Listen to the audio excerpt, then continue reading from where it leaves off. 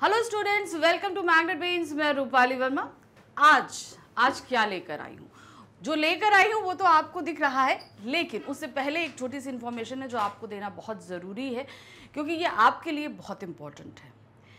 तो आज की जो इन्फॉर्मेशन ये है कि अब मैग्नेट ब्रेन्स आपके लिए लेकर आ रहा है बुक्स और ई बुक्स। अभी तक आपको सभी वीडियोस फ्री प्रोवाइड कराता आया, उसे सोचा मैग्नेट ब्रेन ने कि कुछ और बच्चों के लिए करना चाहिए जो उनको यानी कि आपको पढ़ाई के लिए थोड़ा आसानी पड़े। इसीलिए ये बुक्स और ई बुक्स आपके लिए लेकर आए हैं हम। ये बुक्स जो आपको मिल रही हैं ये किंडरगार्टन से लेकर क्लास 12 तक के सभी सब्जेक्ट्स के लिए हैं। अब सारे सब्जेक्ट्स तो अवेलेबल हैं, लेकिन इसमें खास क्या है? खास ये है कि इसे हमने अलग अलग कैटेगरी में डिवाइड किया है। कैसे डिवाइड किया है देखिए, इसको हम दिखाते हैं आपको। जैसे कि हम सैम्पल पेपर्स कर रहे हैं अभी, है ना, तो हमारी एक बुक होगी जिसके अंदर हमारे सारे ही सैम्पल पेपर होंगे। जैसे आप देख रहे हैं sample paper solution Hindi course A के लिए, ठीक है। अब इसी तरीके से दूसरी एक बुक है एनसीईआरटी सॉल्यूशन। हम लोगों ने एनसीईआरटी सॉल्यूशन की है ना, तो एक बुक होगी जिसके अंदर हमारे सभी चैप्टर के एनसीईआरटी सॉल्यूशन होंगे। उसी तरह अभी एक बुक और है आपके पास, वो है प्रीवियस ईयर क्वेश्चन पेपर जो हम कर चुके हैं। प्रीवियस ईयर क्वेश्चन पेपर की एक बुक रहेगी विद सॉल्यूशंस रहेंगे। तो ये सभी बुक्स आपके लिए अलग अलग कैटेगरी में तैयार है। इसके अलावा और भी कैटेगरीज हैं, जैसे हम एमसीक्यूज करते हैं, कंप्लीट चैप्टर रिवीजन करते हैं, थ्योरी पढ़ते हैं, तो सबकी अलग अलग कैटेगरी वाइज जो है आपके पास बुक अवेलेबल है। अब इसको आपको प्राप्त करना है तो नीचे डिस्क्रिप्शन बॉक्स में एक लिंक दिया गया है, उस लिंक में फॉर्म है। उस फॉर्म को फिल करके सबमिट करेंगे जब आप, तो जल्द ही हमारा एक टीम मेंबर आपसे कांटेक्ट करेगा इस बुक के रिगार्डिंग। तो ये बुक भी प्राप्त कर सकते हैं आप, और बहुत ही आसानी से अपनी पढ़ाई भी कर सकते हैं।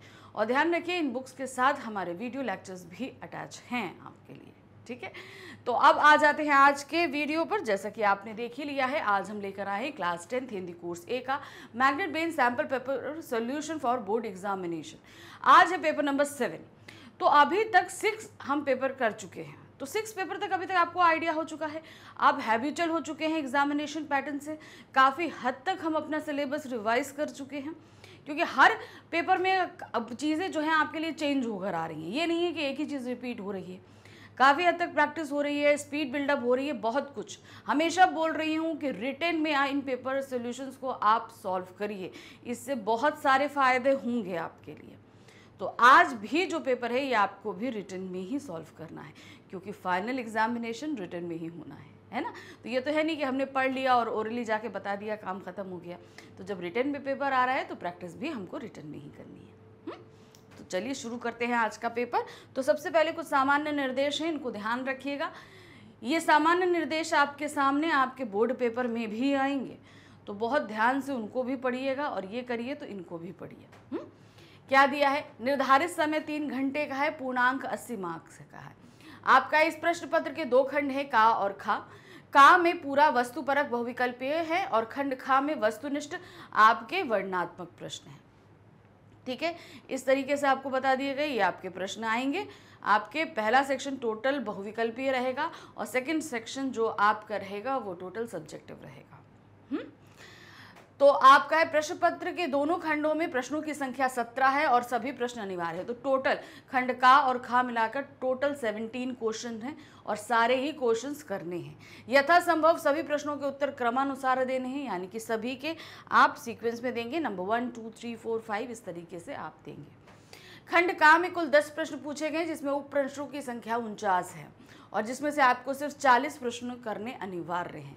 तो खंड का में आपसे जो है टोटल 10 क्वेश्चन पूछे गए हैं, और उसके अंदर जो 10 क्वेश्चन के अंदर जो प्रश्न है यानी कि उप प्रश्न है वो 49 है। उसमें से सिर्फ आपको 40 प्रश्न करने हैं, लेकिन जहां पर विकल्प दिया गया है उनके साथ करना, ये नहीं कि कोई भी आपने सिर्फ 40 कर लिया।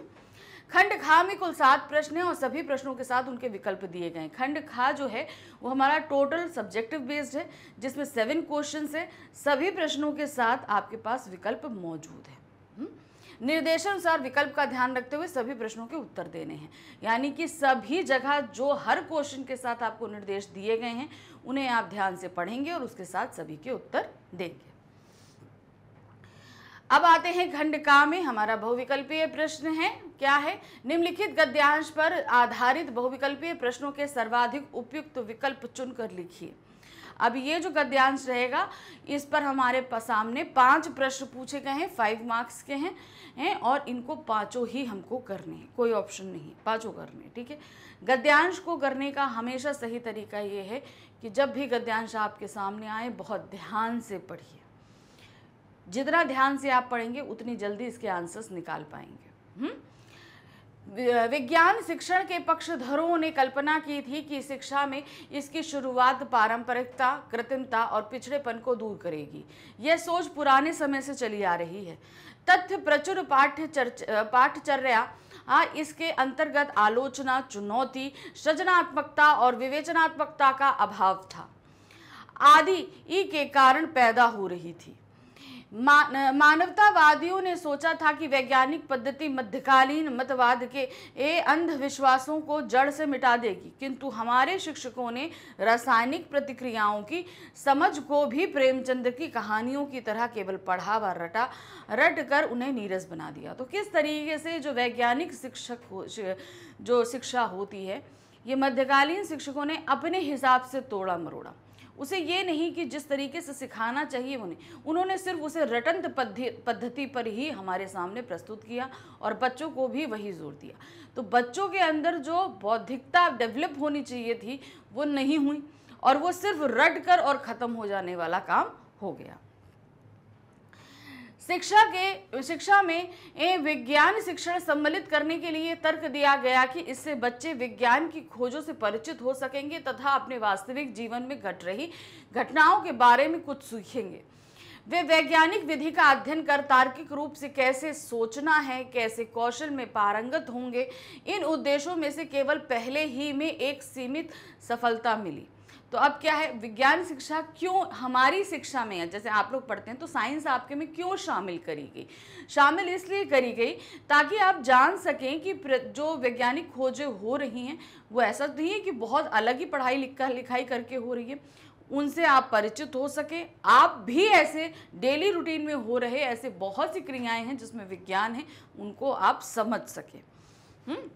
इन दोषों में से केवल पहले ही में एक सीमित सफलता मिली। पहले में सीमित सफलता मिली मतलब हम वैज्ञानिक खोजों के बारे में सिर्फ जान पाए, मगर अब चूंकि अब शिक्षकों ने क्या किया, उसे सिर्फ रटन पद्धति में ले आए तो हमारे डेली रूटीन में जो कुछ घट रहा था वो हम समझ ही नहीं पाए। दूसरे व तीसरे में व्यवहारिक रूप से बच्चे कुछ भी प्राप्त नहीं कर पा रहे हैं।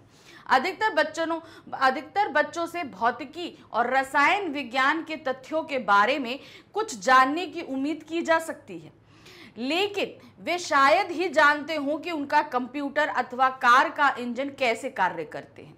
मतलब कुछ बच्चे इन तथ्यों को समझ पा रहे हैं लेकिन तब भी वो जटिल प्रक्रियाओं को नहीं हमें एक्सप्लेन कर सकते हैं। अथवा क्यों इनकी माता जी सब्जी पकाने के लिए उसे छोटे टुकड़ों में काटती हैं। अब ये देखिए, एक बहुत ही छोटी सी साइंस है, कोई हम सब्जी पका रहे हैं तो उसे छोटे छोटे टुकड़ों में क्यों काट रहे हैं, जबकि वैज्ञानिक पद्धति में रुचि रखने वाले किसी भी उज्जवल लड़के को ये बातें सहज रूप से ही ज्ञात हो जाती हैं। अब ये चीज़ें बेसिक हैं हमारा, जैसे अब ये मान लीजिए ये पेन है, ये पेन किस तरीके से काम कर रहा है ये भी एक हम वैज्ञानिक पद्धति से हम खोज कर सकते हैं। अगर आपसे पूछा जाए कि ये किस तरीके से काम करता है, कौन सा इसमें जो है फॉर्मूला लगता है, क्या चीज़ें हैं, तो ये शायद आप ना बता पाओ। लेकिन क्योंकि ये तो डेली रूटीन की चीज़ है, फ़ैन कैसे चल रहा है, सब्जी पकाने के लिए छोटे टुकड़ों में क्यों काटी जा रही, ये बहुत सी बेसिक चीज़ें हैं जो हमारे लिए जानना ज़रूरी है। अब चूंकि अगर हम साइंस को रटेंगे तो ये सारी चीज़ें हम नहीं जान पाएंगे, लेकिन जिन बच्चों ने इसे समझने की कोशिश करी वो उसे बहुत अच्छी तरीके से पालन में ला सके। वैज्ञानिक पद्धति की शिक्षा अधिकांश विद्यालयों में भली प्रकार से नहीं दी जा रही है। दरअसल शिक्षकों ने अपनी सुविधा और परीक्षा केंद्रित सोच के कारण, अब परीक्षा केंद्रित सोच क्या होती है कि सिर्फ एग्जाम तक ही हमें बताना है, प्रैक्टिकल लाइफ नहीं। आप पढ़ लो, एग्जाम में अच्छे नंबर ले, लेकिन वो आप कितना समझ पाए इससे शिक्षकों को कोई मतलब नहीं। यह सुनिश्चित कर लिया कि छात्र वैज्ञानिक पद्धति ना सीखकर ठीक उसका उल्टा सीखें, अर्थात वे जो बताएं उस पर आंख मूंदकर विश्वास करें और पूछे जाने पर उसे जस का तस परीक्षा में लिख दें। यानी कि जो अध्यापक बता रहे हैं उसमें आप कोई भी क्वेश्चन क्रॉस क्वेश्चन नहीं करेंगे, सिर्फ उसी को आप मानेंगे और वैसे ही रट के आप इसका एग्जाम भी दे देंगे। वैज्ञानिक पद्धति को आत्मसात करने के लिए लंबे व्यक्तिगत अनुभव तथा परिश्रम व धैर्य पर आधारित वैज्ञानिक मूल्यों की आवश्यकता होती है, और जब तक इसे संभव बनाने के लिए शैक्षिक या सामाजिक प्रणालियों को बदल नहीं दिया जाता, वैज्ञानिक तकनीकों में समझ केवल कुछ बच्चे ही सामने आएंगे तथा इन तकनीकों को आगे विकसित करने वालों की संख्या इसका भी अंश मात्र ही होगी।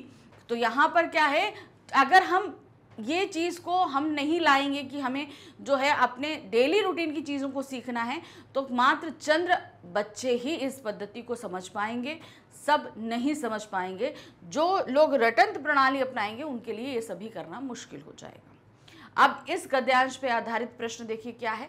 वैज्ञानिक पद्धति की शिक्षा को लागू करने के प्रयासों को शिक्षकों ने विफल किया। कैसे विफल किया उन्होंने? अब यहाँ पर कथन पढ़कर सही विकल्प का चयन कीजिए। अब हमारे सामने कथन है, इसका सही विकल्प हमें चयनित करना है। क्या है?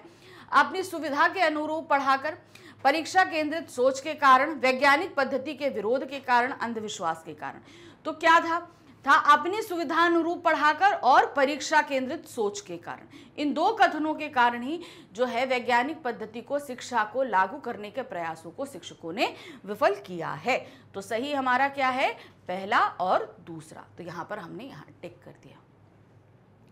नेक्स्ट आते हैं, स्कूल शिक्षा में विज्ञान शिक्षण के प्रति लेखक का क्या रवैया है? अब लेखक का क्या रवैया है? तटस्थ, सकारात्मक, व्यंग्यात्मक या नकारात्मक? तो वो उनका क्या रवैया है? वो है नकारात्मक। हमने कैसे देखा? देखिए यहाँ पर क्या है, इस स्कूल शिक्षा में विज्ञान शिक्षण के प्रति लेखक का रवैया कैसा है। अब उन्होंने ये बताया कि हमने ज्यादातर क्या देखा, सभी लोग नकारात्मक, क्योंकि यहाँ पर वो बता रहे हैं कि सकारात्मक तो किसी ने किया ही नहीं। तो यहाँ पर लेखक का जो रवैया, लेखक ने जो इस पूरे उसमें रवैये में देखा वो क्या था? वो था नकारात्मक। शिक्षण प्रणाली में हमेशा इसका जो जितना भी चीजें देखी गई वो नकारात्मक ही थी, क्योंकि यहाँ पर लेखक ने वही चीज निकालकर हमारे सामने रखी है।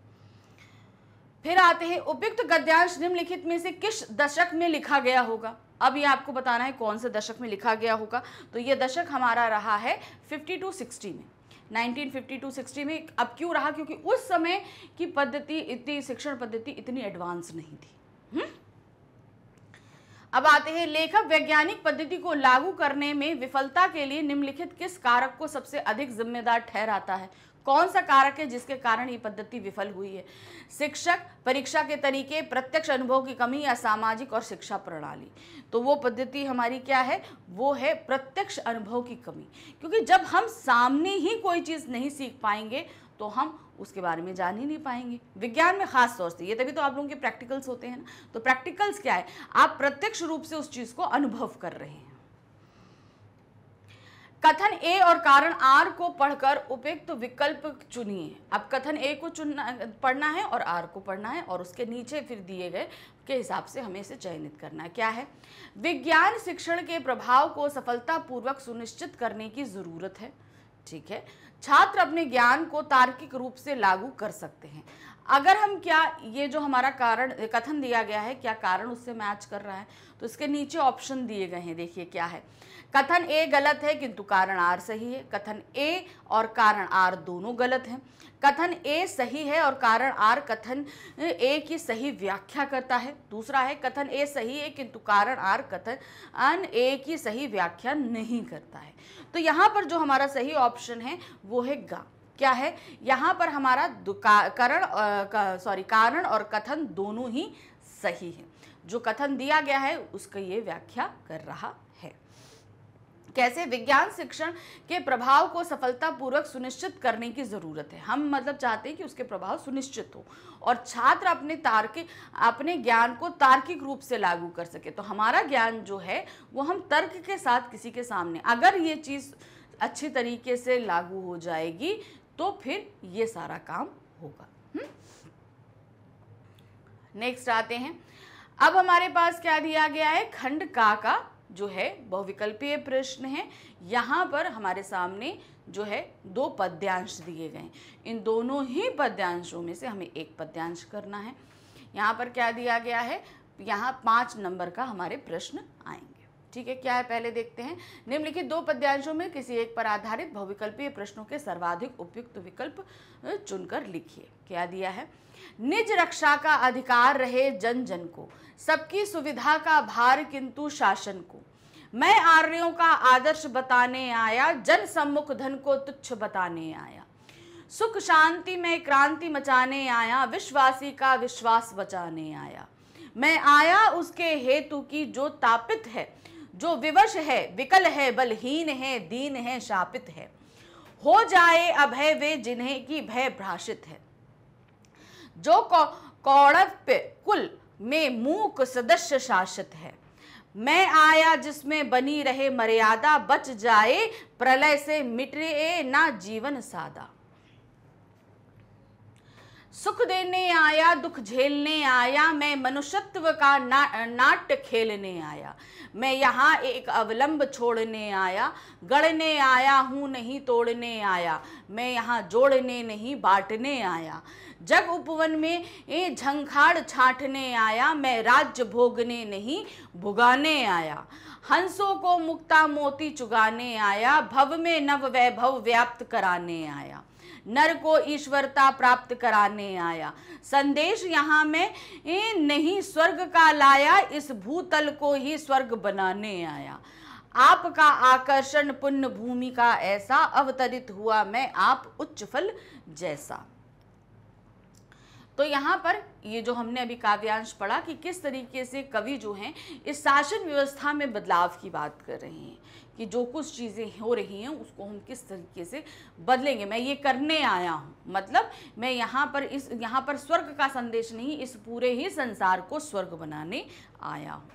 तो क्या दिया, इस कविता के केंद्रीय भाव हेतु दिए गए कथनों को पढ़कर सही विकल्प का चयन कीजिए। कथन क्या है देखिए, कथन पढ़कर सही विकल्प का चयन करना है हमें। श्री राम की आदर्श शासन व्यवस्था है ये, शासन के गुणों की अभिव्यक्ति है ये, राष्ट्र प्रेम की अभिव्यक्ति है, शासकों का धन वैभव जोड़ना है। तो यहाँ पर जो हम देख रहे हैं, जो हमने ये पूरा काव्यांश पढ़ा, मेरे हिसाब से 1, 2, 3 हमारा बिल्कुल सही जा रहा है। तो देखते हैं क्या है यहाँ पर, ये देखिए 1, 2 एंड 3 तीनों ही हमारे सही हैं। इसको ध्यान से देखिए, क्या है, श्री राम की आदर्श शासन व्यवस्था बताई गई है, शासक के गुणों की अभिव्यक्ति बताई गई है, राष्ट्र प्रेम की अभिव्यक्ति बताई। ये 3 चीजें यहाँ पर इसका केंद्रीय भाव बताया गया है। नेक्स्ट है, कवि किसकी रक्षा हेतु आने की बात कर रहा है? विवश लोगों की, बलहीन की, दीन और शापित की, या इन सब की? तो उसने किन के लिए आने की बात करी है? वो इन सभी के लिए आने की बात करी है। अर्थात जो लोग विवश हैं, जो लोग दीन दुखी हैं, उनके लिए है, जिनके पास बल नहीं है और जो शापित हैं, इन सभी के लिए वो यहाँ पर आ रहे हैं। कविता में धरती को क्या बनाने की बात की गई है? क्या है? पाताल, स्वर्ग, ब्रह्मलोक या नर्क? तो क्या बात हमने करी है? वो बनाने की बात की गई है स्वर्ग। क्या बोला है? मैं यहाँ स्वर्ग का संदेश लेकर नहीं आया, मैं इसे खुद स्वर्ग बनाने आया हूं। जग उपवन में झंखाड़ छाटने आया। पंक्ति में कवि झंखाड़ के माध्यम से क्या नष्ट करने को कहता है? झंखाड़ का पहले शाब्दिक अर्थ समझिए क्या होता है। जब कोई क्या कहते हैं फसल उगाई जाती है या खेती करी जाती है, तो उसके बीच में कुछ ऐसे पेड़ पौधे उगाते हैं या किनारे के साइड में उगाते हैं जिनकी वहाँ कोई ज़रूरत नहीं होती है, ठीक है। तो वो क्या कहलाते हैं? झाड़ झंखाड़। यानी कि वो सिर्फ जैसे बाहर के मवेशियों को, या खास तौर से क्या होता है, खेतों में किनारे किनारे के साइड इन झाड़ झंखाड़ को लगाया जाता है कि फालतू के जो मवेशी हैं वो खेत में एंटर ना करने पाए। लेकिन अगर वो खेत के बीच उगाते हैं तो वो क्या करते हैं? फसल का सारा पोषक तत्व तो खुद खींच लेते हैं, तो जो फसल उगती नहीं उग पाती ठीक से, इसलिए उन झंखाड़ों को उखाड़ कर फेंका जाता है। क्या है? झाड़ झंखाड़ का घास फूस, बिजली के तार, सबके कष्ट पीड़ा और बाधाएं, ये सब। तो यहाँ पर झंखाड़ के माध्यम से क्या नष्ट करने आए हैं? वो आए हैं सबके कष्ट और पीड़ा और बाधाएं, मतलब लोगों की जो कष्ट है, पीड़ा है, बाधाएं हैं, उन सभी को यहाँ से नष्ट करने के लिए आए हैं। मैथिली शरण गुप्त जी इस कविता के माध्यम से हमें सिखाते हैं कि क्या सिखाते हैं? कथन पढ़कर सही विकल्प का चयन करना है। हमें क्या सिखा रहे हैं वे? आदर्श शासन व्यवस्था स्थापित करनी चाहिए, सुव्यवस्थित समाज का निर्माण करना चाहिए, लोगों को सुख समृद्धि से संपन्न करें और नैतिक गुणों का उत्थान करें, स्वतंत्रता, समानता और भाईचारा आदि भावनाओं से समाज को ओतप्रोत ना करना। तो यहाँ पर मैथिली शरण गुप्त जी इस कविता के माध्यम से हमें बता रहे हैं, हमें जो बता रहे हैं वो क्या चीजें हैं, वो हमको यहाँ पर बताना है कि आदर्श शासन व्यवस्था स्थापित करनी है और सुव्यवस्थित समाज का निर्माण भी करना है, और साथ ही लोगों को सुख समृद्धि से संपन्न करें और नैतिक गुणों का भी उत्थान करें। तो यहाँ पर जो सही ऑप्शन हमारा वो होगा वो है 1, 2, 3, तीनों ही हमारे यहाँ पर सही हैं। ये सारी चीजें हमें इस पद्यांश के माध्यम से हमें मैथिली शरण जी बता रहे हैं। चलिए अब आते हैं हमारा नेक्स्ट पद्यांश, बहुत ध्यान से देखेंगे क्या है। सुख और शोक, अंधकार और आलोक, मोह और मत्स्य, शांति और संघर्ष आते जाते बने रहें तो व्यक्ति को लगता है और इसी में रमा हुआ है।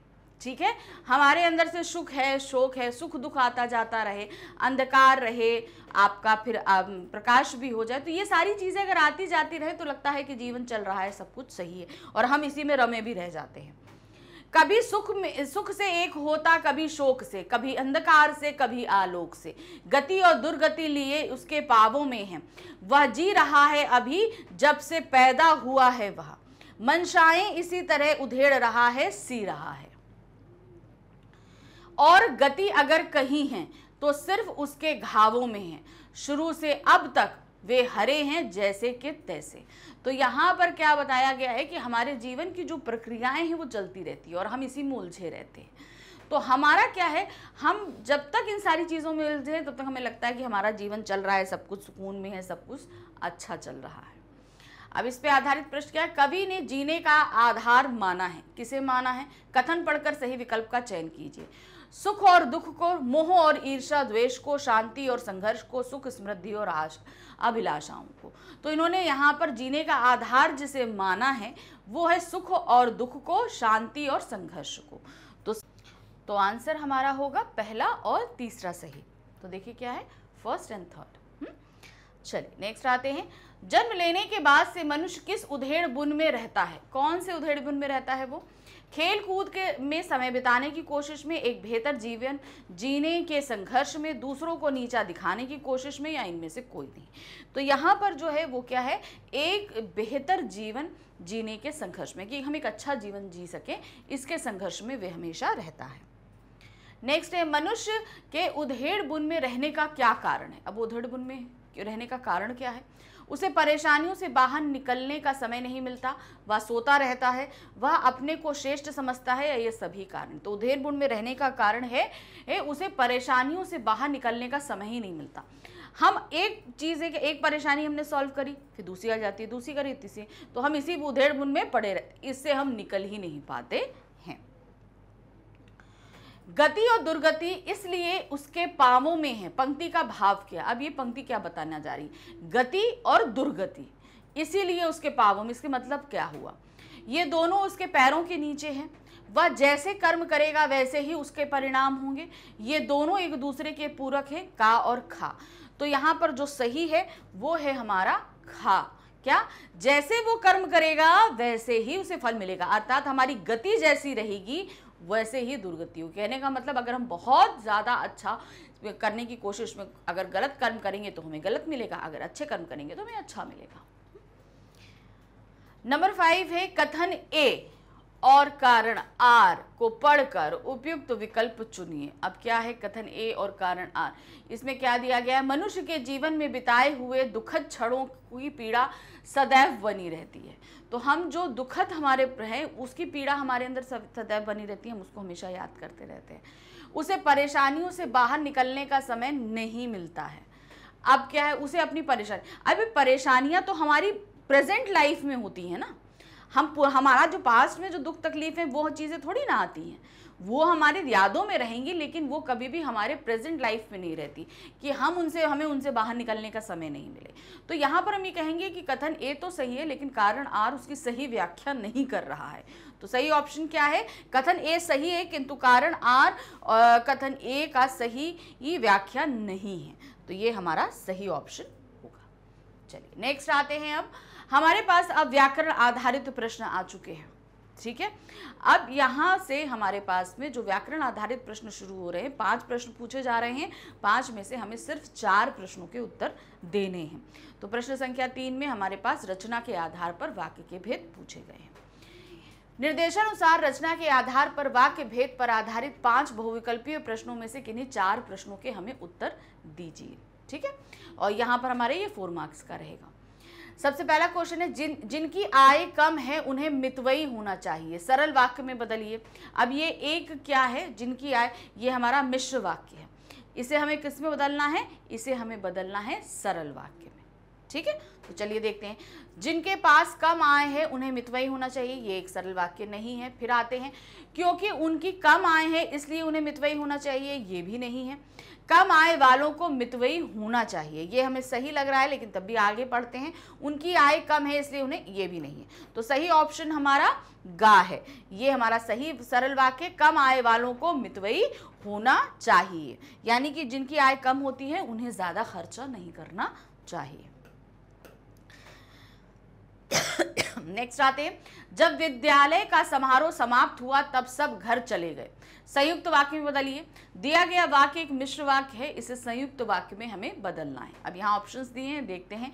जैसे ही विद्यालय का समारोह समाप्त हुआ वैसे ही लोग घर चले गए, ये एक मिश्र वाक्य है, गलत है। विद्यालय का समारोह समाप्त हुआ और लोग घर चले गए, ये हमारा संयुक्त वाक्य है।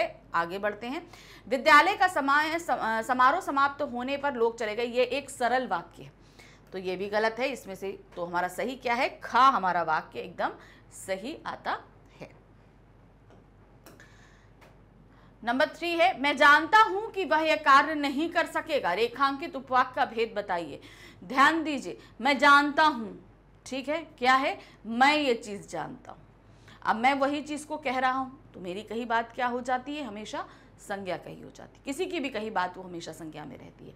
तो ये जो अंडरलाइन वर्ड है ये हमारा क्या है, संज्ञा उपवाक्य है, ये हमने आपको बताया। अब इसका एक सिंपल सा कीवर्ड हमेशा बता दूं, अगर संज्ञा उपवाक्य है तो उसकी पहचान होगी मैं जानता हूं, मैं सोचता हूं कि, इस तरह का ये कीवर्ड जरूर आएगा।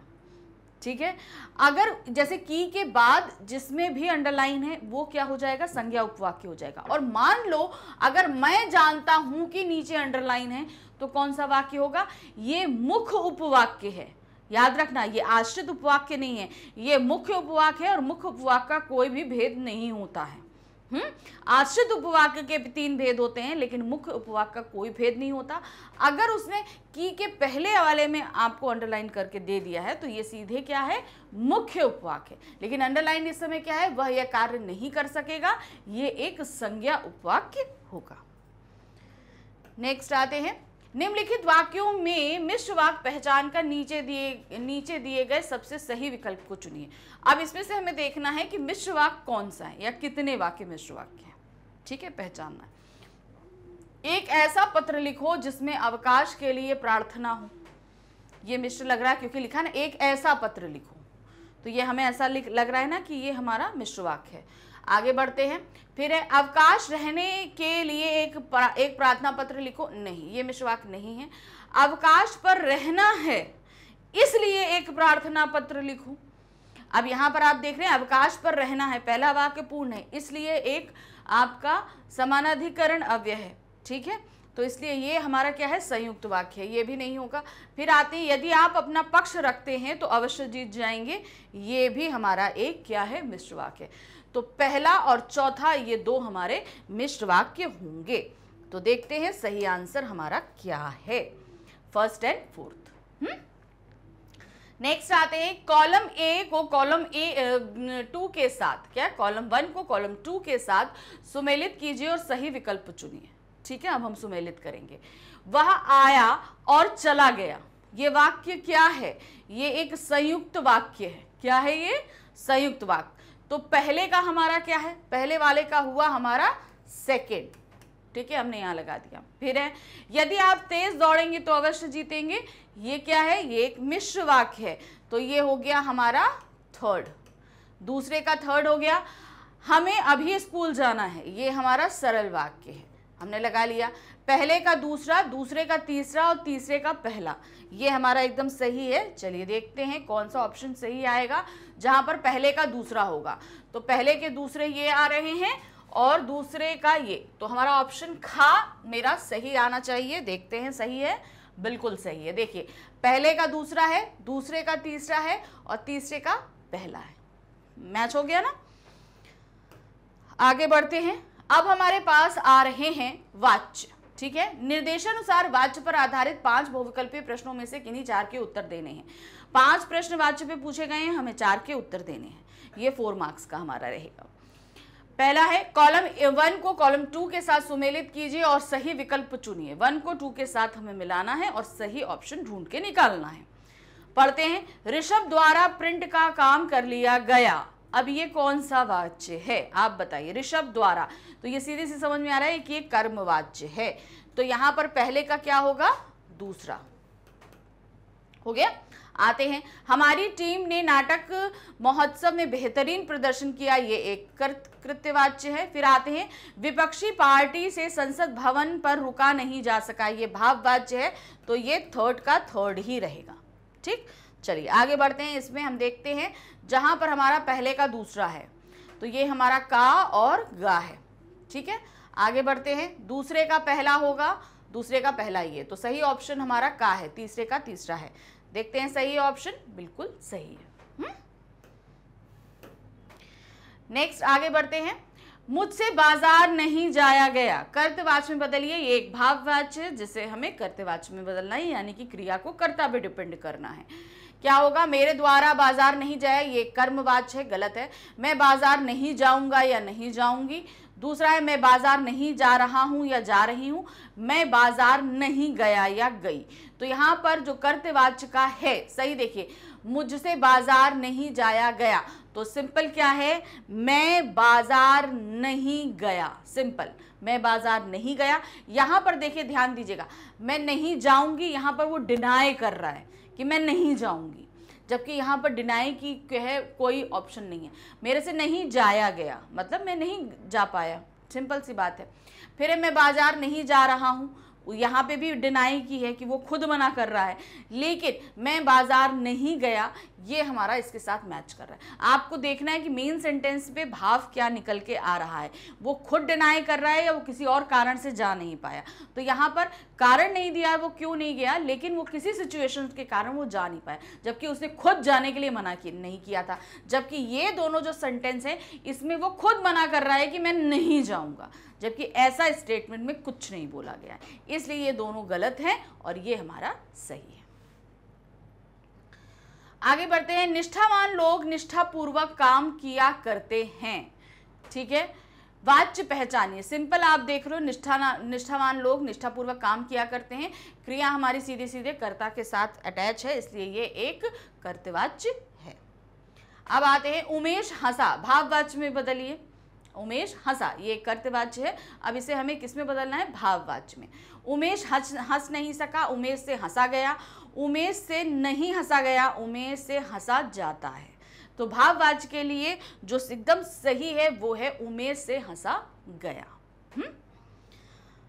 नेक्स्ट है, निम्नलिखित वाक्यों में से कर्मवाच्य वाला वाक्य छांट कर लिखिए। अब इसमें से हमें क्या करना है, कर्मवाच्य को छांटना है। कौन सा कर्मवाच्य है, आज मैच खेला जाएगा। ठीक है, यहाँ पर कर्मवाच्य वाला वाक्य छांट कर लिखिए। फिर है, मनीषा गाना गा रही है, माँ खाना पका रही है, बच्चा रोया। अब आप ध्यान से देखना, मनीषा गाना गा रही है, क्रिया किससे है, मनीषा से अटैच है, ये एक कर्तवाच्य है। माँ खाना पका रही है, माँ के पकाने से अटैच है, ये भी एक कर्तवाच्य है। बच्चा रोया, बच्चा रो रहा है, सीधे सीधे ये हमारा क्या है, कर्तवाच्य।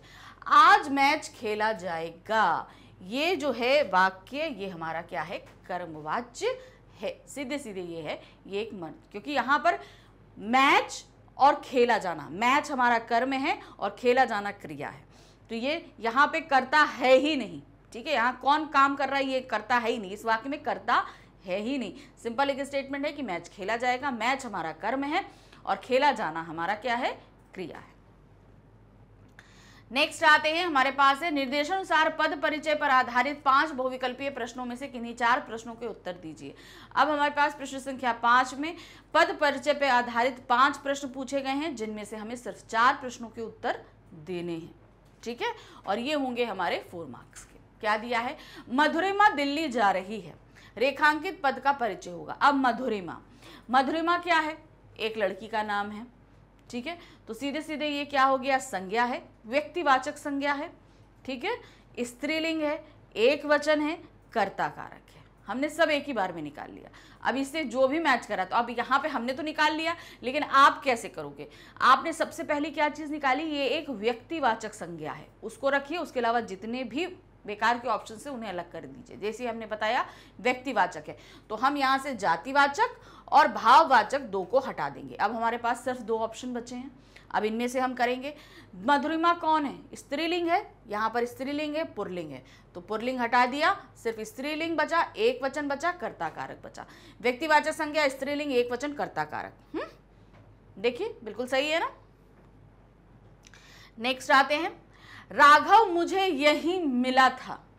अब मिला क्या है, मिला क्या है, क्रिया है। अब अकर्मक है कि सकर्मक है, तो जाहिर सी बात है यहाँ पर क्या है, मुझे, राघव मुझे यही मिला था, तो ये एक सीधे सीधे हमें क्या दिख रही है, एक अकर्मक क्रिया है, तो बाकी उसके ऑप्शंस हम हटा देते हैं। देखिए यहाँ पर हमने सकर्मक क्रिया को हटा दिया। अब यहाँ नहीं मिला था, तो वो क्या है, भूतकाल है, यहाँ पे भूतकाल है, वर्तमान काल है, पूर्ण भूतकाल है। मिला था तो ये काम हो चुका है, तो यहाँ पर हम दोनों को ही रखते हैं। मिला था पुल्लिंग है, एक वचन है। अब मिला था यानी कि यहाँ पर क्या है, कर्तवाच्य है, तो सही ऑप्शन जो हमारा सही है वो है पहला। ये भाववाचनी है, यहाँ पर भाववाचनी, वाच्य क्या है हमारा, वो सीधे सीधे हमें दिख रहा है कि वो एक कर्तवाच्य है, तो सही ऑप्शन ये है। देखिए ये बेसिकली देखा जाए तो पूर्ण भूतकाल है, क्योंकि वो काम हो चुका है। यहाँ पे भी पूर्ण भूतकाल है, तो दोनों को हमने यहाँ पे रखते हुए चले।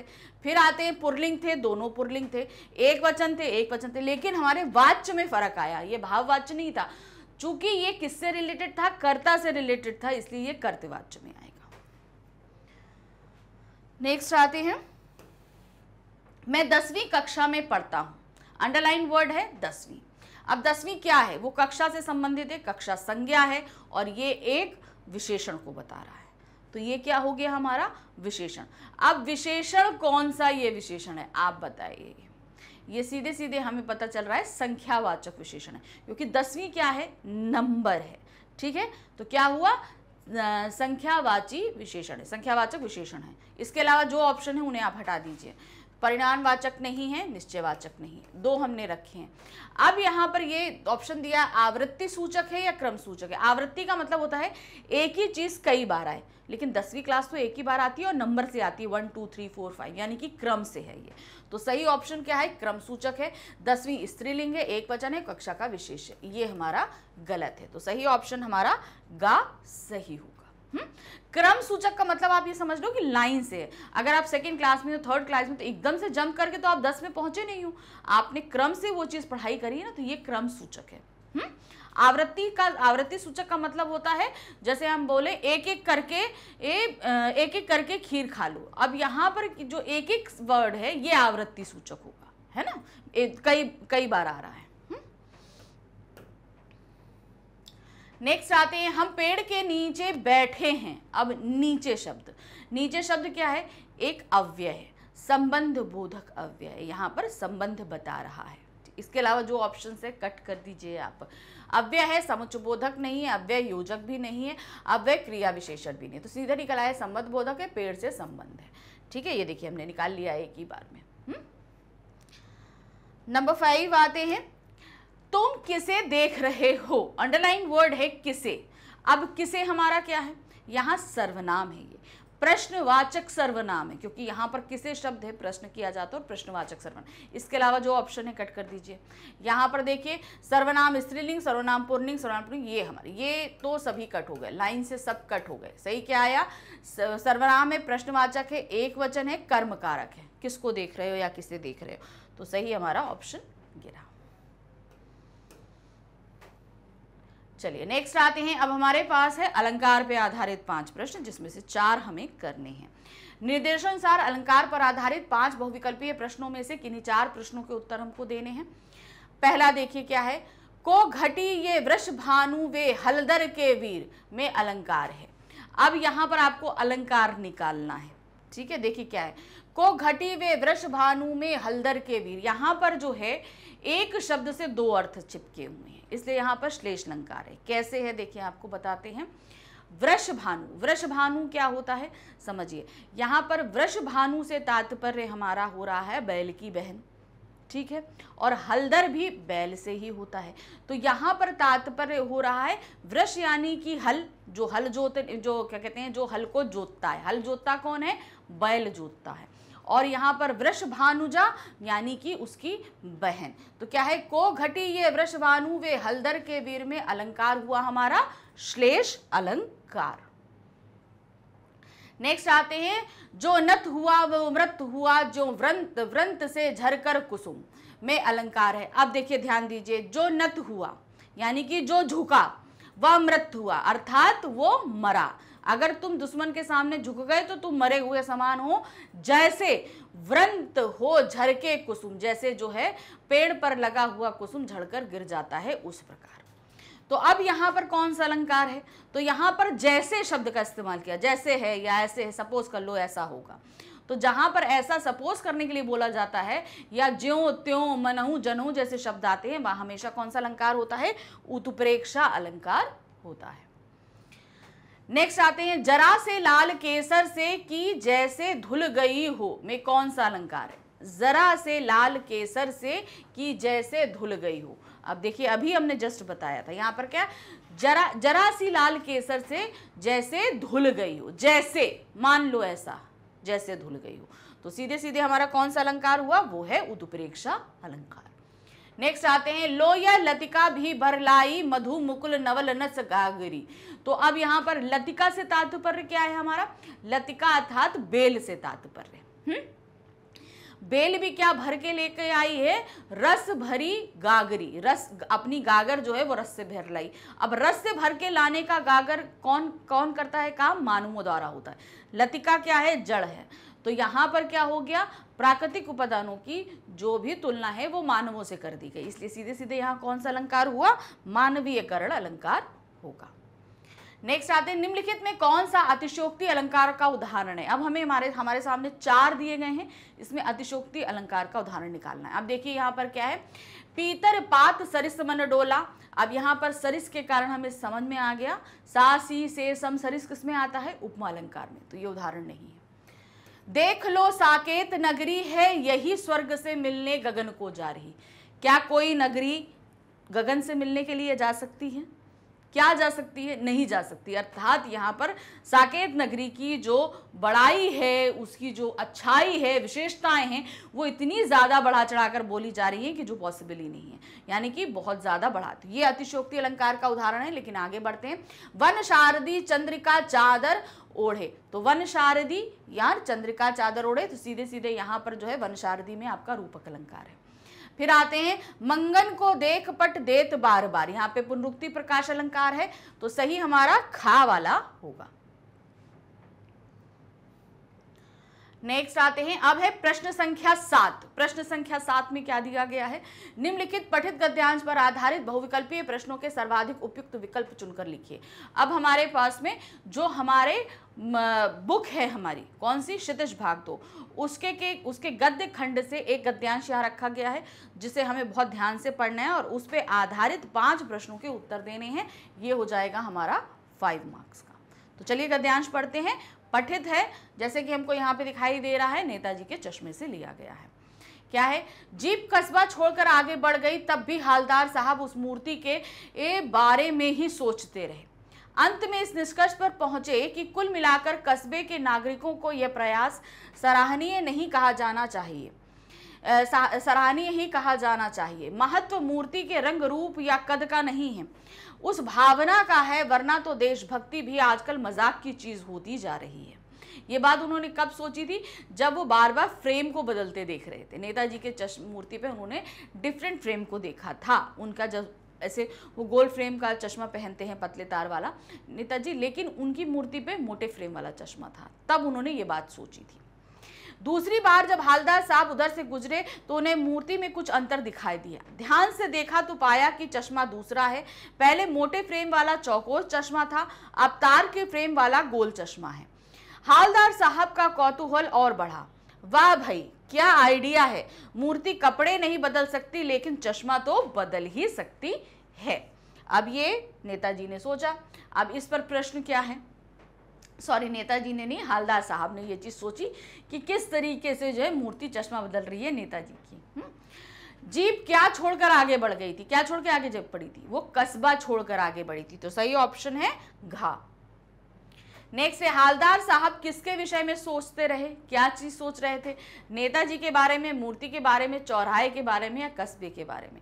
तो वो सोच रहे थे मूर्ति के बारे में।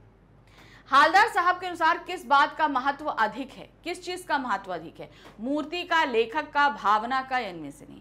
तो यहाँ किस चीज के महत्व को उन्होंने अधिक बताया था, वो था भावना का महत्व अधिक है। आजकल क्या मजाक की चीज होती जा रही है, क्या है, वो है देशभक्ति। तो क्या है, देशभक्ति, बड़ों के प्रति आदर भावना, मूर्ति कला, ये सभी। तो जो मजाक की बात होती जा रही है वो है देशभक्ति। नेताजी की मूर्ति पर दूसरी बार किस आकार का चश्मा था, दूसरी बार कैसा चश्मा था, मोटे फ्रेम वाला चौकोर, गोल काले रंग का, चौड़ा या और ऊंचा, तार के फ्रेम वाला गोल। तो जैसा उनका चश्मा था दूसरी बार वो था तार के फ्रेम वाला गोल चश्मा। अब आते हैं प्रश्न संख्या 8 पे। यहाँ पे हमारे गद्य पाठ जो हैं, गद्य खंड के जितने भी पाठ हैं उनमें से 2 प्रश्न रखे गए हैं, दोनों ही हमें करने हैं, 2 मार्क्स का होगा। क्या है, बाल गोविंद भगत द्वारा अपने पुत्र की मृत्यु पर शोक न मनाने अथवा आनंदोत्सव मनाने का क्या कारण है। अब वो शोक नहीं मना रहे और आनंद उत्सव मना रहे, इसका क्या कारण था। वे सब कुछ भूल चुके थे, वे कबीर के भक्त थे, वे मृत्यु को विरणी आत्मा और परमात्मा का मिलन मानते थे, या इनमें से कोई नहीं। तो उनका आनंद उत्सव मनाने और शोक ना मनाने का कारण था कि वे मृत्यु को विरणी आत्मा और परमात्मा को मिलन मानते थे। कि भाई आत्मा जो है वो अपने प्रियतम अर्थात परमात्मा से जो है वियोग के कारण इतने दिनों से पृथ्वी पर रह रही थी, अब वो जा रही है वापस परमात्मा के पास, तो यहाँ तो उत्सव होना चाहिए, हम शोक क्यों मनाएं, है ना। तो इसीलिए वो आनंद उत्सव मनाते हैं, शोक नहीं।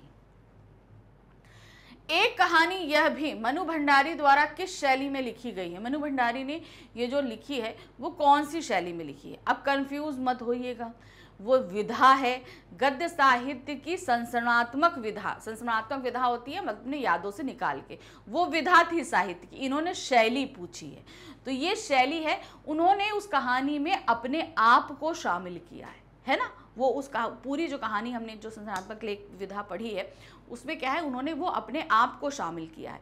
तो ये सीधे सीधे क्या हो गई, आत्मपरक शैली है। कौन सी है, आत्मपरक शैली। तो सही हमारा होगा का।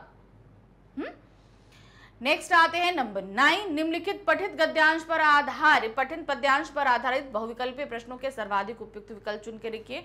अब हमारे क्षितिज बुक के ही जो काव्य खंड है उसमें से एक पद्यांश यहाँ रखा जाएगा, उसे पढ़ना है, उस पर आधारित 5 प्रश्न पूछे जाएंगे, 5 करने हैं, 5 मार्क्स का ये होगा।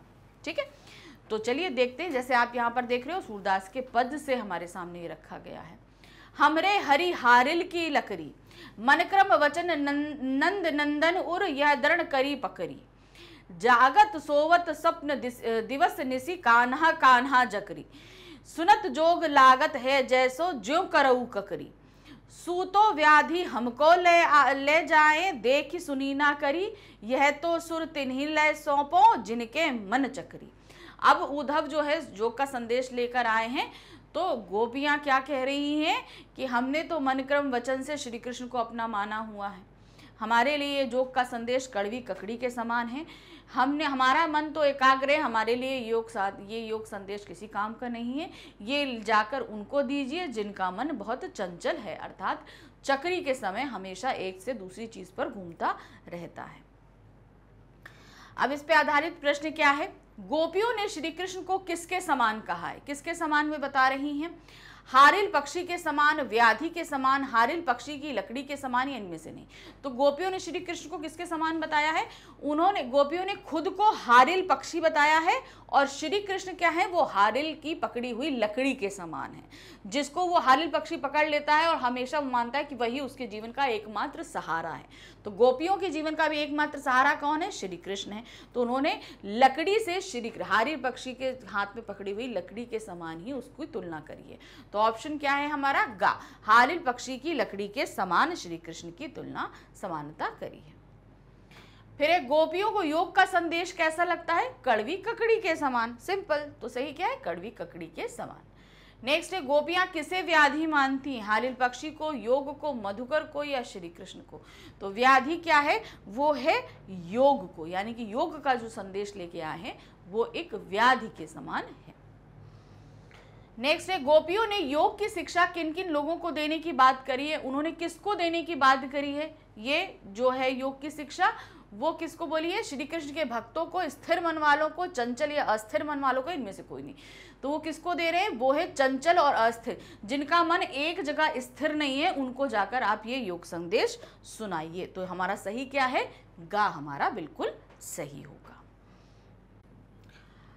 नंबर 5 क्वेश्चन है, काव्यांश की भाषा और कवि क्या है?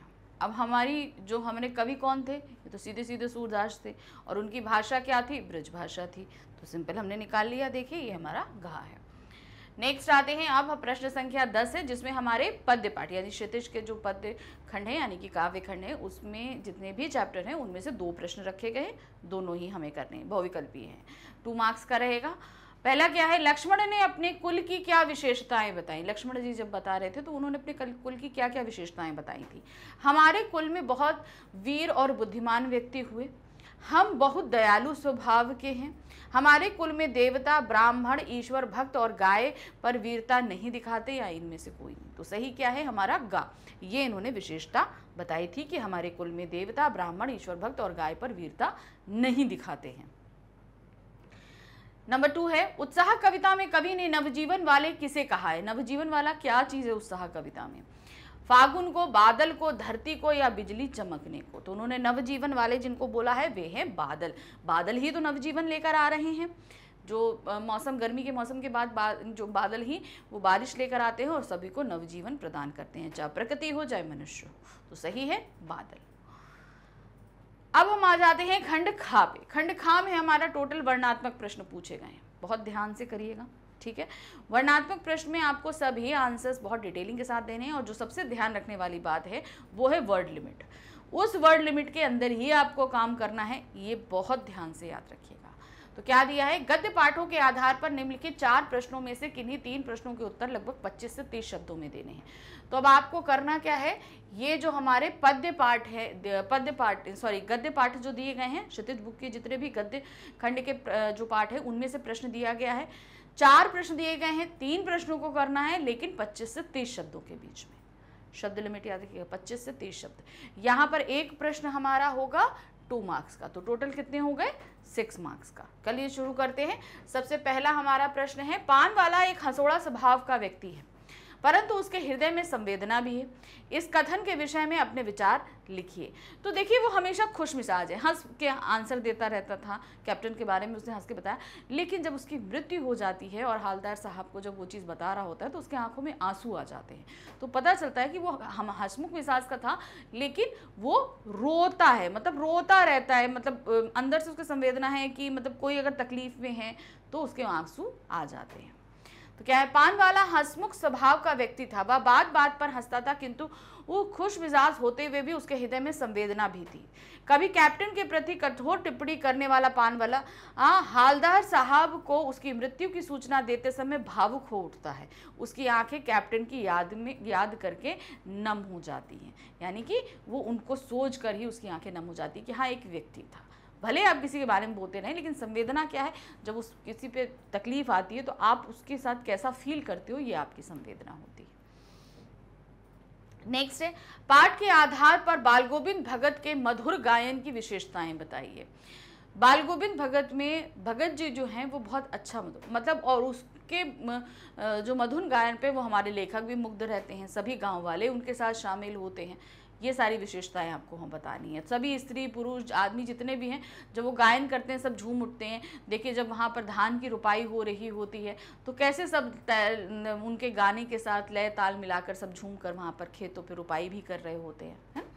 क्या है, बाल गोविंद भगत के कंठ से निकले कबीर के सीधे साधे पद भी सजीव हो उठते थे। उनके मधुर गायन को सुनकर लोग मंत्रमुग्ध हो जाते। खेत में काम करते हुए कृषकों के पैर विशेष क्रम ताल में उठने लगते। स्त्रियां और बच्चे झूम उठते। उनके संगीत को सुनकर ऐसा लगता मानो उनके मधुर स्वर की एक तरंग स्वर्ग की ओर जा रही है और दूसरे लोगों के कानों में, यानी कि देवता भी, अब स्वर्ग की ओर जाने का तात्पर्य क्या है कि देवता भी उनके गायन से मंत्रमुग्ध हो जाया करते थे। ये पृथ्वी लोक के वासी तो होते थे, देवता भी हो जाया करते थे। नंबर 3 है, लेखक सेकेंड क्लास के डिब्बे में यात्रा क्यों कर रहा था? हमारे लेखक क्यों कर रहे थे? वो एकांत चाहते थे, नई कहानी का प्लॉट सोचना था उनको, कई चीज़ों के कारण वो सेकंड क्लास के डिब्बे में आए थे। तो क्या है, सेकंड क्लास का किराया अधिक होने के कारण उस डिब्बे में अधिक भीड़ नहीं होती थी। लेखक को अपनी नई कहानी के विषय में सोचने के लिए एकांत की आवश्यकता थी। साथ ही वह ट्रेन की खिड़की से प्राकृतिक दृश्यों का आनंद भी लेना चाहते थे। उन्हें एकांत चाहिए था, नई कहानी सोचनी थी और एकांत में बैठकर वो प्राकृतिक दृश्यों का भी आनंद लेना चाहते थे, इसीलिए वो सेकंड क्लास के डिब्बे में सफर करते हैं। नंबर 4 है, कैसे कह सकते हैं कि बिस्मिल्लाह खां मिली जुली संस्कृति के प्रतीक थे? नौबत खां में इबादत चैप्टर से लिया गया है, वो मिली जुली सभ्यता पे। अब देखिए वो खुद एक मुसलमान थे, लेकिन उसके बावजूद भी बालाजी की ड्योढ़ी पे, काशी विश्वनाथ की ड्योढ़ी पे वो बहुत अच्छे से शहनाई वादन करते थे और उनकी आस्था भी बहुत थी। वो कहीं पर भी अगर संगीत वादन में जाते तो वो हमेशा शहनाई किसकी तरफ करके बजाते थे? बालाजी की तरफ मुँह करके, जिधर काशी विश्वनाथ है उधर मुँह करके बजाते थे। लेकिन जब भी उनके मतलब जैसे क्या कहते हैं, मुसलमानों के जो भी फेस्टिवल होते थे उनको भी पूरी श्रद्धा के साथ बजाते थे, है ना। तो यहाँ पर वो सारी चीज़ें उनके ये बताती हैं कि वो मिली जुली संस्कृति के प्रतीक थे। तो यहाँ देखिए क्या है, बिस्मिल्लाह खां हिंदू और मुस्लिम संस्कृतियों के मेल जोल के प्रत्यक्ष उदाहरण थे। एक और वह इस्लाम में पूर्ण आस्था रखने वाले सच्चे मुसलमान थे। मुसलमानों के सभी धार्मिक आयोजनों, त्योहारों और पर्वों को पूरी श्रद्धा से भाग लेते थे। मतलब उनके जो भी त्योहार होते थे, जो भी उत्सव होते थे, उनमें पूरा जो भी नियम कायदे होते थे उनको पूरी तरीके से फॉलो करते थे। वे बालाजी और विश्वनाथ के मंदिरों में शहनाई बजाते थे। हिंदू संस्कृति से उनका लगाव श्रद्धा और सम्मान से प्रेरित था। उनका शहनाई वादन आरंभ करने से पूर्व वह बालाजी मंदिर की दिशा में मुंह करके कुछ देर शहनाई बजाते। इस प्रकार वह मिलीजुली संस्कृति के जीते जागते प्रतीक थे। तो दोनों ही संस्कृतियों को वो बहुत अच्छे से फॉलो करते थे और ये चीज़ हमें भी सीखनी चाहिए उनसे। अब आगे प्रश्न संख्या 12 पे क्या दिया है, पद्य पाठों के आधार पर निम्नलिखित 4 प्रश्नों में से किन्हीं 3 प्रश्नों के उत्तर लगभग 25 से 30 शब्दों में दीजिए। ध्यान दीजिएगा, हमारी क्षितिज बुक के ही काव्य खंड यानी पद्य खंड से हमारे सामने 4 प्रश्न रखे गए हैं। हमें 3 प्रश्न करने हैं, लेकिन 25 से 30 शब्दों के बीच में करने हैं। एक प्रश्न हमारा रहेगा 2 मार्क्स का, तो यानी 3 करेंगे तो कितने हो जाएंगे, 6 मार्क्स के हो जाएंगे। पहला प्रश्न है, गोपियों ने श्री कृष्ण के प्रति अपने एकनिष्ठ प्रेम को किस उदाहरण के द्वारा स्पष्ट किया?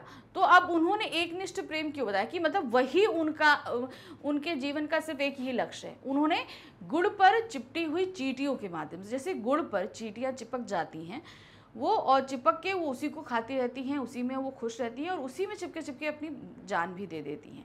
तो उसी तरीके से गोपियों के लिए भी श्री कृष्ण का प्रेम ऐसा है कि वो उसी में जीना चाहती हैं और उसी में ही वो मर जाना चाहती हैं।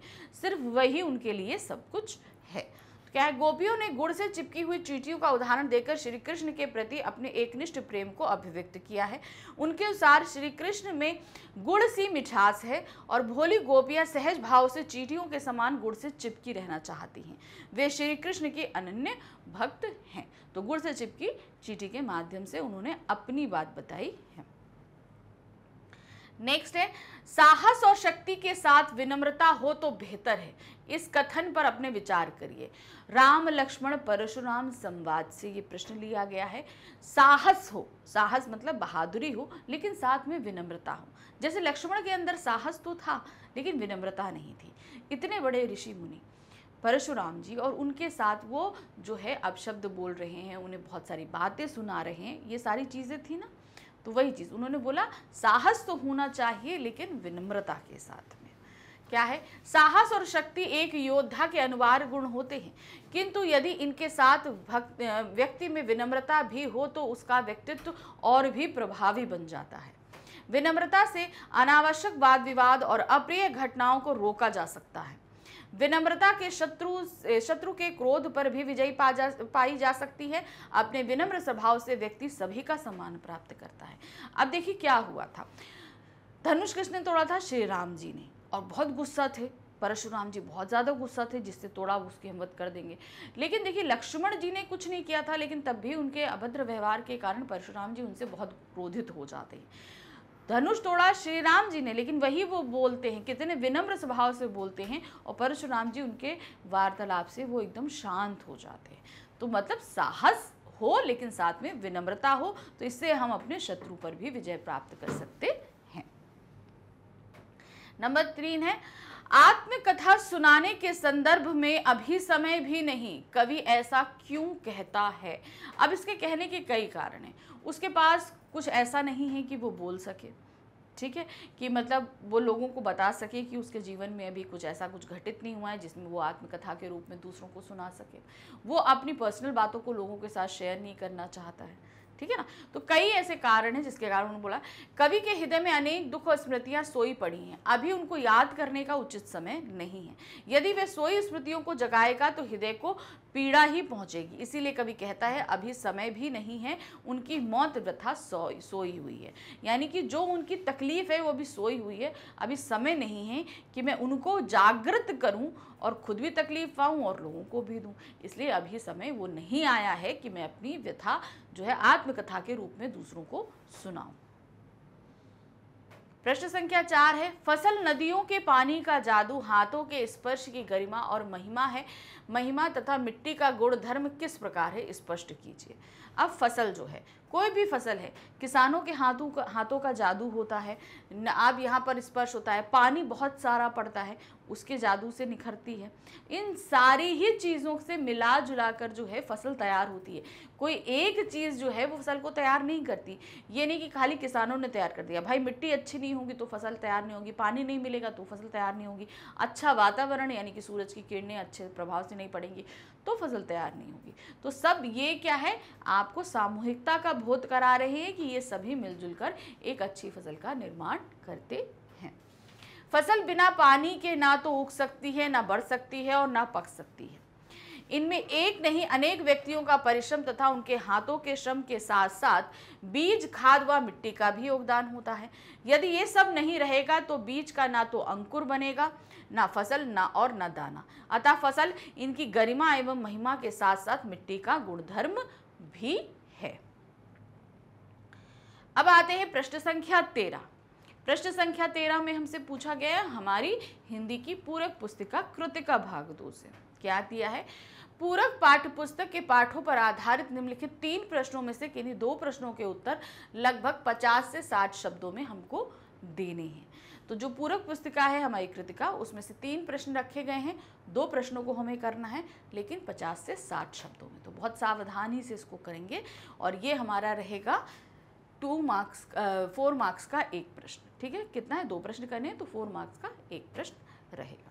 तो चलिए देखते हैं, पहला प्रश्न है, बच्चे माता पिता के प्रति अपने प्यार को कैसे अभिव्यक्त करते हैं? हर बच्चे को बताने का तरीका अलग होता है। कोई माँ के गले लगकर, कोई क्या कहते हैं उनको बहुत सारा क्या कहते हैं आलिंगन चुम्बन देकर करता है। कुछ बच्चे जो हैं माता पिता के साथ खेल कर, अपनी बातों को शेयर करके, कोई पिता के बाल नोच कर, मूछ नोच के, इस तरीके से हर बच्चे की अभिव्यक्ति का तरीका अलग अलग होता है। तो क्या है, माता पिता के समान ही बच्चे भी उन्हें प्यार करते हैं। माता पिता के प्रति अपना प्रेम अभिव्यक्त करने के लिए वे अनेक बाल सुलभ क्रीड़ाएं करते हैं। बच्चे मुस्कुराकर, उनकी गोद में बैठकर, उनके साथ खेलकर, सोकर, कभी प्यार भरी जिद करके तो कभी उनकी आज्ञा का पालन करके माता पिता के प्रति अपने प्रेम को प्रकट करते हैं। तो बहुत तरीके होते हैं जिनसे बच्चे अपना प्रेम जो है वो अभिव्यक्त करते हैं। नेक्स्ट क्वेश्चन है, मैं क्यों लिखता हूँ? प्रश्न के उत्तर में लेखक क्या कारण बताता है? अब कोई क्यों लिखता है, जाहिर सी बात है इसको लिखने के पाठ में लेखक ने 2 कारण बताए हैं। एक है आंतरिक दबाव, यानी कि कुछ ऐसा घटित हो कि हमारा मन व्यथित हो जाए और उसे हम लिखने के लिए मजबूर हो जाएं। और दूसरा कारण उन्होंने बताया है बाहरी दबाव। बाहरी दबाव यानी कि अब वो लेखक हैं तो भाई कोई समाचार पत्र है, संपादक है, आयोजक हैं, वो उनके ऊपर प्रेशर डालते हैं कि नहीं आप लिखो। तो यहाँ पर लेखक ने जो ये लिखा है आपका, जो हमने ये इस पाठ में पढ़ा है कि किस तरीके से परमाणु विस्फोट में जो कुछ हुआ था उसको उन्होंने लिखा, व्यतीत किया। तो यानी कि ये इनका आंतरिक दबाव था जिससे वो बहुत ज़्यादा परेशान हो गए थे, तो उन्होंने इसको लिखा। लेखक इसलिए लिखता है कि वह स्वयं जानना चाहता है कि वह क्यों लिखता है। लिखकर ही लेखक उस अंदरूनी व्यवस्था को पहचानता है जिसके कारण उसने लिखा। तो अब इस किस कारण से लिखा? उसने अंदरूनी व्यवस्था के कारण लिखा। लेखक भी उस आंतरिक व्यवस्था से मुक्ति पाने के लिए तटस्थ होकर उसे देखने और पहचान लेने के लिए लिखता है। लेखक के प्रेरणा स्रोत रचनाकार को कुछ भी लिखने के लिए विविध प्रकार से उत्साहित करते और कुछ भी लिखने की अपेक्षा करते हैं। मतलब बाहरी दबाव हम यहाँ पे हो गया, जो भी उससे रिलेटेड है वो दबाव बनाते हैं कि नहीं आप कुछ लिखिए। जो बातें लेखक को लिखने के कार्य के लिए प्रेरित करती हैं वे उन सब की इस संपूर्ति को पूरा करने की बात कहते हैं या उनसे मुक्त हो जाने का अवसर भी बताते हैं। तो यहाँ पर लेखक का कहने का तात्पर्य क्या है कि भाई हम इसलिए लिख रहे हैं क्योंकि हमारे अंदर जो अंदरूनी व्यवस्था चल रही है मैं उससे मुक्ति पाना चाहता हूँ, इसलिए मैं लिखता हूँ।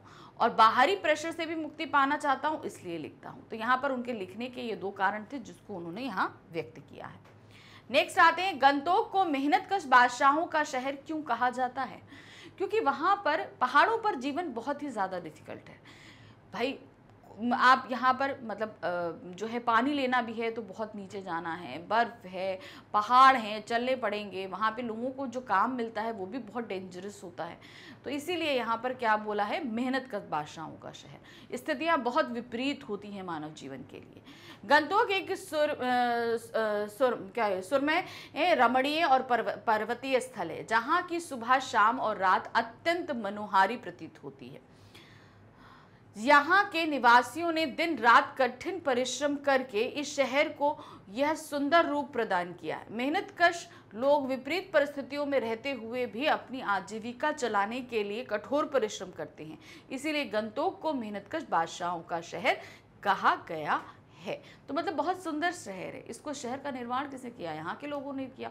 अब वहाँ पे आप जाएंगे तो वहाँ के भौगोलिक और प्राकृतिक परिदृश्य बिल्कुल भी विपरीत है हमारे जीवन से, और उस विपरीत परिस्थितियों में भी वहाँ के लोग मेहनत करके अपनी जीविका भी चलाते हैं और अपने देश को भी सुंदर बना रहे हैं, अपने राज्य को भी, अपनी जगह को भी बहुत सुंदर बनाते हैं। अब आ गए हम प्रश्न संख्या 14 से। प्रश्न संख्या 14 से हमारे पास हमारा लेखन कार्य शुरू है जिसमें अनुच्छेद है, पत्र है, विज्ञापन है, हमारा ईमेल लेखन है, स्ववृत्त लेखन है, संदेश लेखन है। तो ये सारी चीज़ें हमको हैं। तो चलिए करना शुरू करते हैं। तो सबसे पहले हमारे पास जो आ रहा है वो है अनुच्छेद लेखन। निम्नलिखित 3 विषयों में से किसी एक विषय पर लगभग 120 शब्दों में सार गर्भित अनुच्छेद लिखना है। हमें अनुच्छेद लिखना है 120 शब्दों का। शब्द लिमिट याद रखिए हमेशा, और ये होगा आपका 6 मार्क्स का। यहाँ पर 3 ऑप्शन दिए गए हैं, 3 में से आपको सिर्फ एक करना है। तो क्या है? श्रम का महत्व। पहला क्या है ऑप्शन? श्रम का महत्व। संकेत बिंदु दिए हैं, इसका तात्पर्य क्या होता है आपको पहले वो बताना है। फिर है सफलता प्राप्ति का साधन एवं भविष्य निर्माण का आधार। अब ये क्या होता है? श्रम क्या है? हमें सफलता पाने का भी साधन है और हमारे भविष्य का आधार भी। हमारा भविष्य इसी श्रम पर डिपेंड रहेगा। श्रम ना करने के दुष्परिणाम, अगर श्रम नहीं किया जाए तो उसके नुकसान क्या होंगे, और एंड में है निष्कर्ष। तो ये हमारे पास 4 ऑप्शंस हैं, 4 संकेत हैं जिनमें से हमें जिनके आधार पर ये अनुच्छेद लिखना है। तो जो भी आप ऑप्ट करेंगे ध्यान रखिएगा, जिसको भी आप ऑप्ट कर रहे हैं, कोई भी, ठीक है, याद रखिएगा। जितना भी मतलब 3 ऑप्शन है, 3 में से आपको एक करना है। तो जो भी आपने ऑप्ट किया है उसे मिडिल टॉप हेडिंग पे डाल देंगे और फिर करना शुरू करेंगे। तो यहाँ क्या दिया है? श्रम का तात्पर्य है तन मन से किसी कार्य को करने के लिए प्रयत्नशील होना। जीवन में सफलता प्राप्ति के लिए श्रम अनिवार्य है। परिश्रमी व्यक्ति के लिए कोई भी कार्य असाध्य नहीं होता है, यानी कि जो मेहनत करने वाला व्यक्ति है उसके लिए कोई भी काम ऐसा नहीं है कि वो ना कर सके। श्रम ही जीवन को गति प्रदान करता है। परिश्रमी व्यक्ति को यश और धन दोनों ही प्राप्त होते हैं। श्रम शारीरिक स्वास्थ्य के लिए भी आवश्यक है। बिना श्रम के व्यक्ति अकर्मठ हो जाता है। अपने कठोर परिश्रम के बल पर ही मानव ने आज जीवन के प्रत्येक क्षेत्र में प्रगति की है।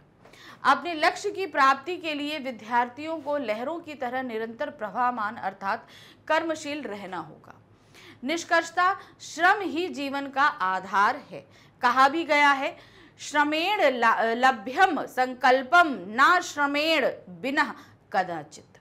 अर्थात श्रम से सब कुछ प्राप्त होता है, श्रम बिना कुछ नहीं मिलता है ना। तो बहुत जरूरी है श्रम करना, तभी हम अपने जीवन में कुछ अचीव कर सकते हैं। दूसरा ऑप्शन हमारे पास है धरती का रक्षा कवच ओजोन। जाहिर सी बात है, इसके धरती का रक्षा कवच ओजोन परत ही है हमारी। अब इस पर हमें लिखना है, संकेत बिंदु दिए गए हैं। ओजोन का अर्थ और भूमिका आपको बतानी है। फिर है ओजोन परत को नष्ट करने वाले कारक या तत्व, कैसे ये नष्ट हो रही है ये आपको बताना है।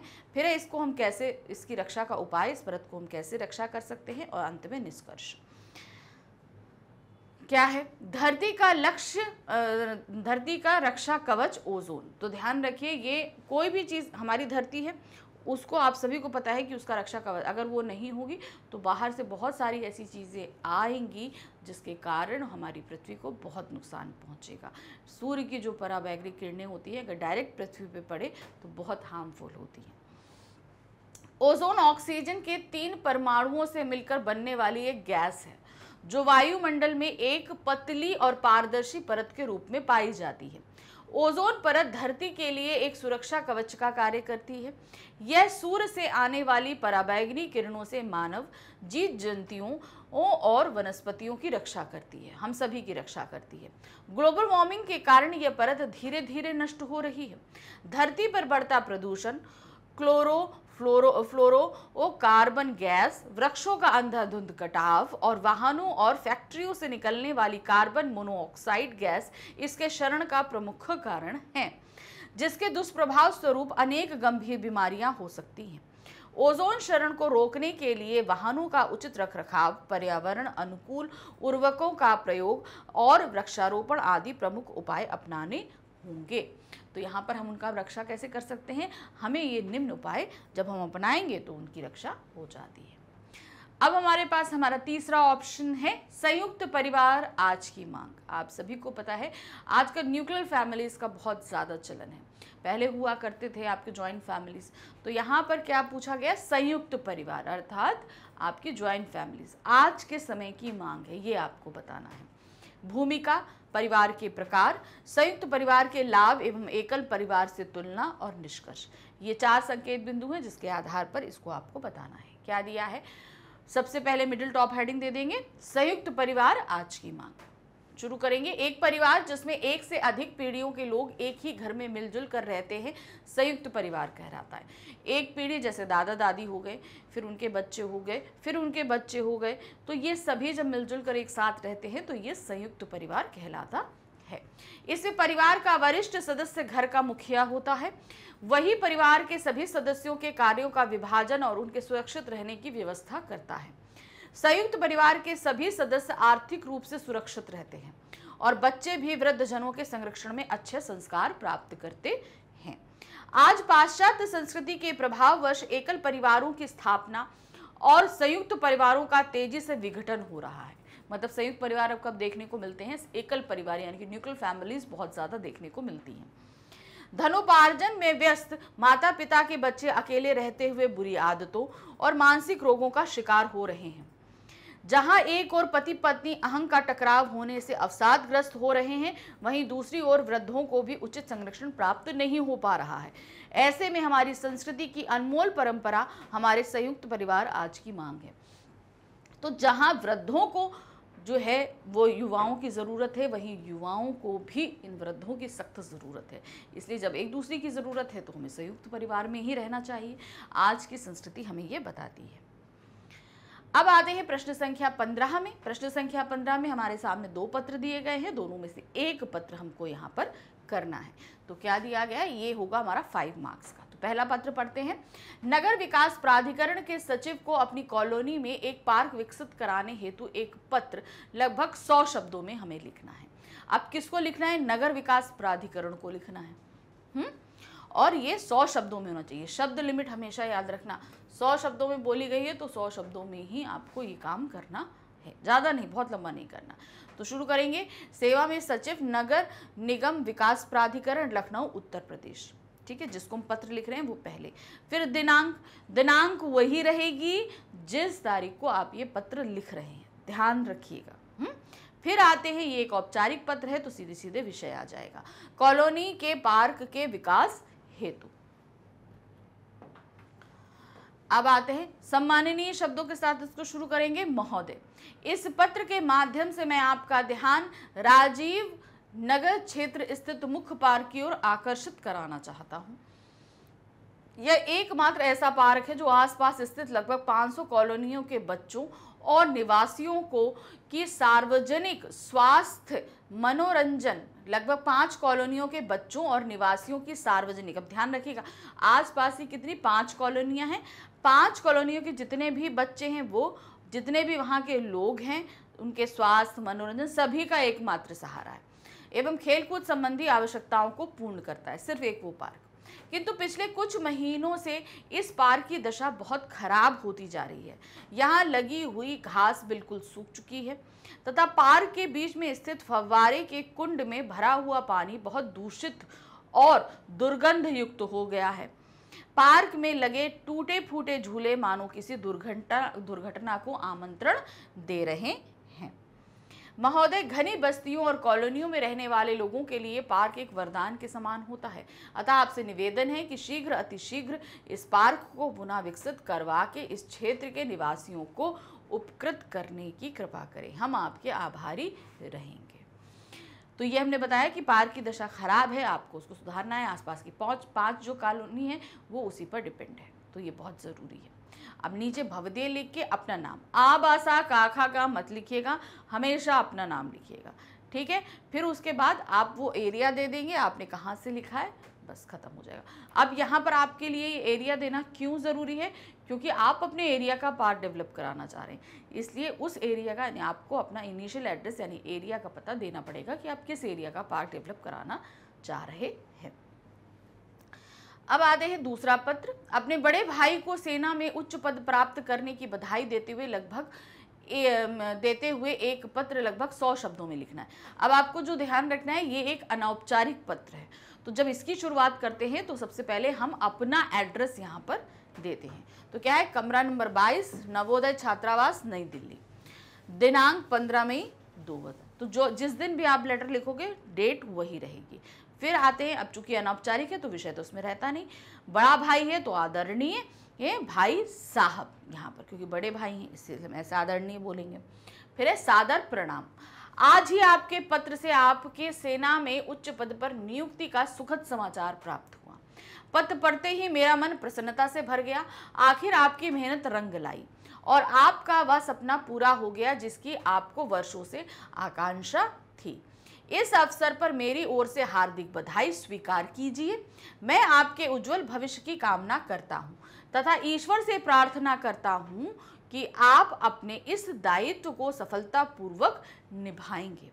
आदरणीय पिताजी और माताजी को मेरा चरण स्पर्श और प्रिय स्मृति को प्यार कहिएगा। तो जब भी हम औपचारिक पत्र लिखते हैं तो जिसको भी लिख रहे हैं उसको तो हमने रिगार्ड्स दे दिए, उसके अलावा घर में जितने लोग होंगे उनको भी, अगर छोटे हैं तो प्यार और बड़े हैं तो आदरणीय, नमस्कार या चरण स्पर्श ऐसे करके आप देंगे। फिर है आपका अनुज, आप छोटे भाई हो या बहन हो उस हिसाब से, और नीचे अपना नाम लिख देंगे। यहाँ पत्र हो गया। अब हमारे सामने क्या हो रहा है, आपको स्थानीय समाचार पत्र से ज्ञात हुआ है कि आपके शहर की एक प्रतिष्ठित कंपनी में सहायक प्रबंधक के 2 पद रिक्त हैं। उक्त पद हेतु आवेदन करने के लिए लगभग 80 शब्दों में स्ववृत्त लेखन करना है। स्ववृत्त लेखन यानी कि बायोडाटा आपको रेडी करना है। यहाँ पर ये हमारा रहेगा 5 मार्क्स का। तो बायोडाटा का फॉर्मेट आपको दिया जा चुका है, कैसे करना है उसी तरीके से। सबसे पहले आप जब शुरू करेंगे तो अपना इनिशियल जो है जितना भी इंट्रो है वो आप देंगे। सबसे पहले नाम नरेंद्र कुमार, पिता का नाम सुरेश कुमार, माँ का नाम शबनम, जन्म तिथि 18 नवंबर 1982, वर्तमान पता D72 packet 4 Mayur Vihar phase 1 Delhi. ये आपने अपना एड्रेस दे दिया। फिर आते हैं स्थानीय पता भी आपका वही रहेगा, अगर वो पता अलग अलग है तो आप अलग अलग लिखोगे।